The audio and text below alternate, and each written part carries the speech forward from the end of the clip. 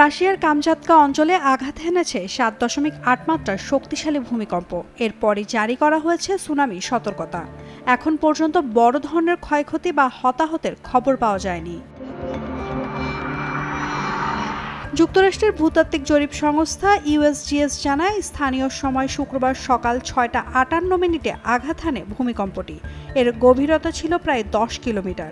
এর পরপরই ৫.৮ মাত্রার একাধিক আফটার শক অনুভূত হয়।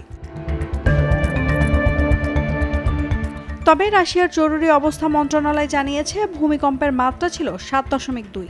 কামচাতকার গভর্নর ভ্লাদিমির সলোভভ বলেন, সব জরুরি পরিষেবাকে সর্বোচ্চ সতর্ক অবস্থায় রাখা হয়েছে। উপদ্বীপের উপকূলে ইতিমধ্যে ৩০ থেকে ৬২ সেন্টিমিটার উচ্চতার সুনামি ঢেউ আঘাত হেনেছে। পদ্মা সেতু, মেট্রো রেল এবং এলিভেটেড এক্সপ্রেসওয়ে নির্মাণের গর্বিত অংশীদার বসুন্ধরা সিমেন্ট। ভূমিকম্পের পর প্রশান্ত মহাসাগরীয় সুনামি সতর্কতা কেন্দ্র আলাস্কার কিছু অংশে সতর্কতা জারি করলেও পরে তা প্রত্যাহার করা হয়। জাপান সহ একাধিক দেশকে প্রস্তুত থাকতে বলা হয়েছে। এমনকি হাওয়াইয়ের বাসিন্দাদের সুনামির সম্ভাব্য প্রভাব সম্পর্কে সতর্ক করা হয়েছে।